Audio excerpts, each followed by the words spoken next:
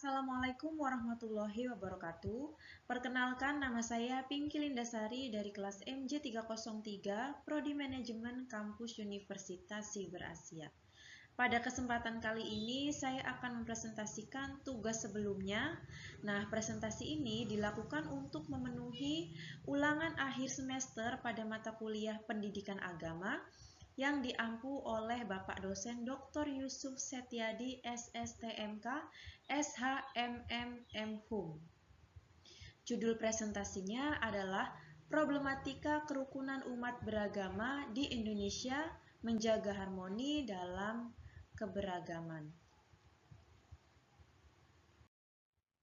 Baik, untuk latar belakang dan fokus identifikasi masalah, Indonesia merupakan negara yang memiliki keberagaman yang sangat tinggi, baik dari segi suku, budaya, maupun agama. Kondisi ini menjadikan Indonesia sebagai negara multikultural dan multiagama yang kaya akan nilai toleransi dan kebersamaan. Dalam konteks tersebut, kerukunan antar umat beragama menjadi kunci utama dalam menjaga persatuan dan keutuhan bangsa. Tanpa adanya kerukunan, keberagaman justru berpotensi menimbulkan pecahan dan konflik sosial. Namun, pada kenyataannya masih ditemukan berbagai bentuk intoleransi dan konflik keagamaan di tengah masyarakat. Konflik tersebut dapat dipicu oleh perbedaan pemahaman, sikap eksklusifisme, serta kurangnya kesadaran akan pentingnya toleransi dan saling menghormati. Oleh karena itu, diperlukan peran pendidikan agama yang tidak hanya menekankan aspek ritual, tetapi juga menanamkan nilai moderasi beragama serta toleransi. Berikut ini adalah tabel data empiris mengenai konflik keagamaan yang terjadi di Indonesia dalam beberapa tahun terakhir. Pada tahun 2021 di Jawa Barat terjadi penolakan pembangunan rumah ibadah yang berdampak pada ketegangan antar warga dan terganggunya hubungan sosial. Selanjutnya pada tahun 2022 di Sulawesi Tengah terjadi konflik horizontal bernuansa agama yang mengakibatkan kerusakan fasilitas umum serta trauma sosial di masyarakat. Pada tahun 2023, di Jakarta, konflik muncul dalam bentuk ujaran kebencian dan provokasi melalui media sosial yang menyebabkan polarisasi sosial dan meningkatnya sikap intoleransi. Kemudian pada tahun 2024 di Sumatera Utara terjadi intoleransi terhadap kegiatan keagamaan yang menimbulkan gangguan ketertiban masyarakat serta keresahan publik. Terakhir pada tahun 2025 di Jawa Tengah terjadi pembatasan aktivitas ibadah kelompok minoritas yang berdampak pada menurunnya rasa keadilan dan kebebasan beragama. Nah, berdasarkan data tersebut dapat disimpulkan bahwa konflik keagamaan di Indonesia masih baik secara langsung maupun tidak langsung. Oleh karena itu diperlukan upaya berlanjutan melalui pendidikan agama, dialog antar umat beragama, serta peran aktif pemerintah dalam masyarakat untuk menjaga kerukunan dan keharmonisan kehidupan bersama. Selanjutnya, pendekatan penelitian atau studi kasus. Pada penelitian ini, pendekatan yang digunakan adalah penelitian kualitatif. Penelitian kualitatif dipilih karena mampu memahami fenomena konflik dan kerukunan umat beragama secara mendalam berdasarkan konteks sosial yang terjadi di masyarakat. Metode yang digunakan adalah studi kasus dan studi literatur.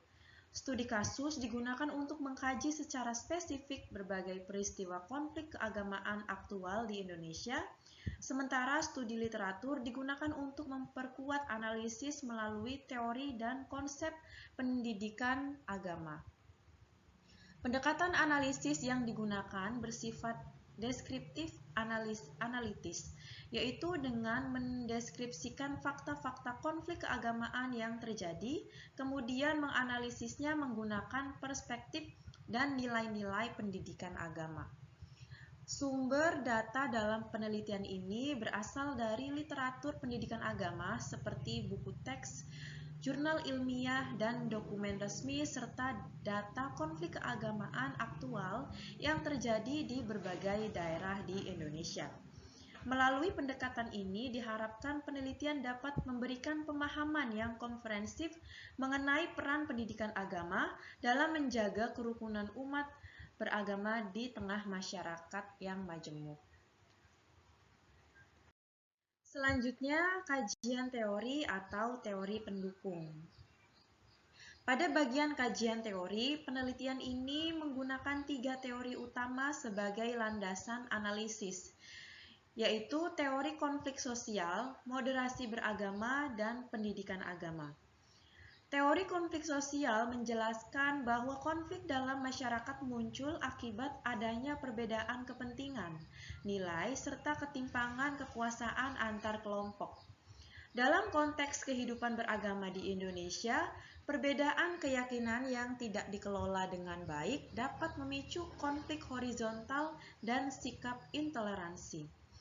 Kemudian, konsep moderasi beragama menekankan sikap adil, seimbang, dan toleran dalam menjalankan ajaran agama. Moderasi beragama menjadi pendekatan penting untuk mencegah sikap ekstrim dan radikalisme, serta mendorong terciptanya kehidupan beragama yang damai dan saling menghormati. Pendidikan agama memiliki peran strategis dalam membentuk karakter individu, khususnya dalam menanamkan nilai toleransi, saling menghargai, dan hidup berdampingan secara harmonis melalui pendidikan agama yang inklusif dan kontekstual. Peserta didik diarahkan untuk memahami perbedaan sebagai bagian dari realitas sosial yang harus dihormati. Dengan integrasikan ketiga teori tersebut, penelitian ini menegaskan bahwa konflik keagamaan dapat diminimalkan melalui penguatan moderasi beragama dan optimalisasi peran pendidikan agama dalam pembentukan karakter toleran di masyarakat. Selanjutnya, hasil penelitian. Berdasarkan hasil penelitian yang telah dilakukan, dapat disimpulkan bahwa konflik yang terjadi di masyarakat tidak murni disebabkan oleh ajaran agama. Ajaran agama pada dasarnya mengajarkan nilai perdamaian, toleransi, dan saling menghormati. Namun, konflik tersebut dipengaruhi oleh faktor sosial dan politik seperti kepentingan kelompok, kepentingan sosial, serta politisasi identitas agama yang dimanfaatkan untuk tujuan tertentu. Nah, faktor-faktor ini seringkali memperkeruh situasi dan membesarkan potensi konflik. Selain itu, media sosial berperan dalam mempercepat dan memperluas konflik. Penyebaran informasi yang tidak terverifikasi, ujaran kebencian, dan provokasi berbasis agama dengan cepat mempengaruhi opini publik dan memicu kesalahpahaman antar kelompok. Selanjutnya, lemahnya dialog antar umat beragama turut menjadi penyebab konflik sulit direndam. Kurangnya ruang komunikasi dan pemahaman lintas agama menyebabkan prasangka berkembang tanpa adanya klarifikasi dan penyelesaian secara damai. Oleh karena itu, dapat disimpulkan bahwa konflik keagamaan bersifat multidimensional dan memerlukan pendekatan komprehensif melalui penguatan dialog antar umat, literasi digital, serta peran aktif pemerintah dan masyarakat dalam menjaga kerukunan. Selanjutnya, pembahasan dinamika umat beragama. Dalam dinamika umat beragama, konflik seringkali muncul akibat hubungan yang tidak seimbang antar kelompok mayoritas dan minoritas. kelompok mayoritas cenderung memiliki pengaruh sosial dan politik yang lebih besar, sementara kelompok minoritas sering berada pada posisi rentan, baik dalam akses perlindungan sosial maupun partisipasi sosial. Selain itu, fanatisme berlebihan turut memperkuat potensi konflik ketika pemahaman agama dipahami secara sempit dan eksklusif. Muncul sikap merasa paling besar serta menolak perbedaan. Hal ini menghambat toleransi dan melemahnya sikap saling menghormati antar umat beragama. Dinamika tersebut diperparah oleh polarisasi sosial di mana masyarakat terbelah ke dalam kelompok-kelompok yang saling berseberangan. Polarisasi ini tidak hanya dipicu oleh perbedaan agama, tetapi juga oleh kepentingan politik dan pengaruh media sosial yang memperkuat narasi kami dan mereka. Selanjutnya, ketimpangan sosial menjadi faktor struktural yang mendasari konflik. Ketidakmerataan ekonomi, pendidikan, dan kesempatan kerja seringkali dibingkai sebagai isu agama, sehingga memperbesar ketegangan antar kelompok. Selanjutnya, pembahasan analisis teori konflik. Berdasarkan teori konflik, agama dapat dipahami sebagai salah satu identitas kelompok yang berfungsi membedakan in-group dan out-group. Dalam masyarakat, identitas keagamaan seringkali menjadi simbol solidaritas kelompok, namun dalam kondisi tertentu juga dapat memicu konflik ketika digunakan untuk memperkuat perbedaan dan klaim kepentingan. Dalam konteks ini, muncul fenomena politisasi agama, di mana nilai dan simbol keagamaan dimanfaatkan sebagai alat untuk memperoleh atau mempertahankan kekuasaan. Politisasi tersebut tidak berfokus pada substansi ajaran agama, melainkan pada kepentingan elit atau kelompok tertentu, sehingga memperbesar ketegangan antar umat beragama. Selanjutnya, konflik terparah oleh dominasi kelompok mayoritas terhadap kelompok minoritas. Kelompok mayoritas cenderung memiliki akses lebih besar terhadap sumber daya, pengaruh kebijakan, serta ruang publik sehingga berpotensi menimbulkan ketidakadilan struktural dan diskriminasi terhadap kelompok minoritas. Selain itu, lemahnya penegakan hukum menjadi faktor penting dalam perspektif teori konflik.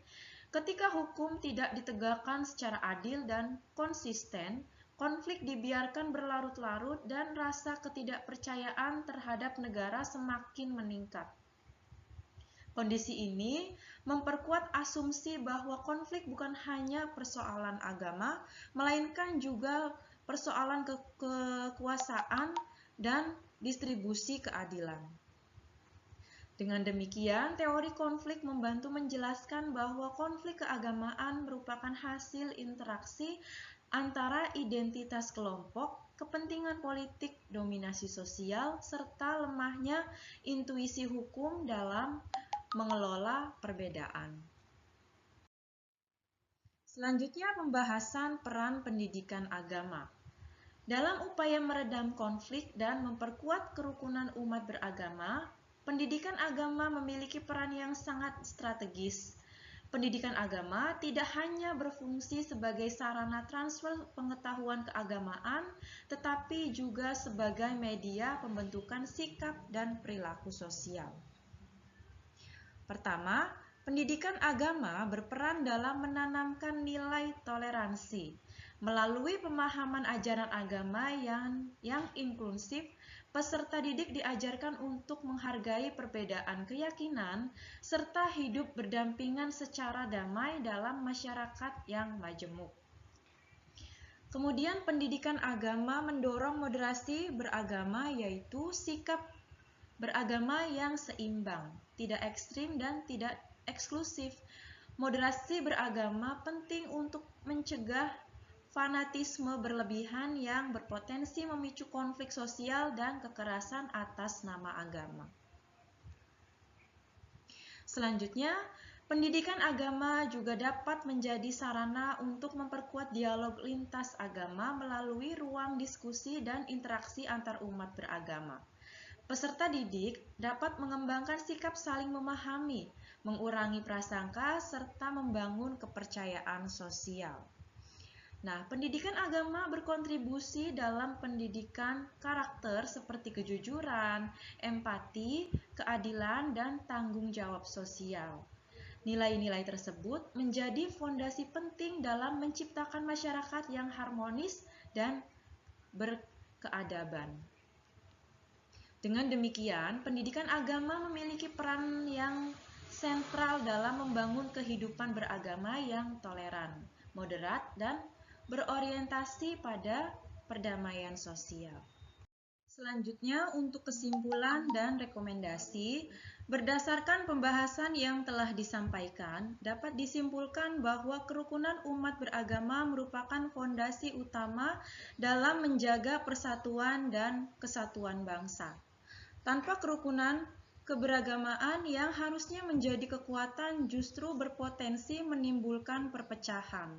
Selain itu, konflik keagamaan yang terjadi bersifat multidimensional, tidak hanya dipengaruhi oleh ajaran agama, tetapi juga faktor sosial, politik, ekonomi, serta dinamika kekuasaan. Oleh karena itu, penyelesaian konflik tidak dapat dilakukan secara parsial. Selanjutnya, pendidikan agama memiliki peran yang sangat penting dalam membentuk sikap toleran, moderat, dan berkarakter, sehingga mampu mencegah munculnya konflik berbasis identitas keagamaan. Untuk rekomendasi, berdasarkan kesimpulan tersebut, maka rekomendasi yang dapat dianjurkan adalah penguatan pendidikan moderasi beragama di berbagai jenjang pendidikan untuk menanamkan nilai toleransi dan sikap saling menghargai sejak dini. Kemudian penegakan hukum yang adil dan tegas tanpa diskriminasi guna mencegah konflik serta memberikan rasa keadilan bagi seluruh kelompok masyarakat. Penguatan sinergi antara pemerintah, masyarakat, dan tokoh agama dalam menciptakan ruang dialog, menjaga stabilitas sosial, dan membangun kehidupan beragama yang harmonis. Dengan demikian, diharapkan tercipta masyarakat Indonesia yang damai, adil, dan bersatu dalam keberagaman. Untuk daftar pustaka, di sini ada link yang bisa diakses oleh teman-teman dan Bapak dosen sekalian. Baik, cukup sekian presentasi dari saya. Terima kasih. Wassalamualaikum warahmatullahi wabarakatuh.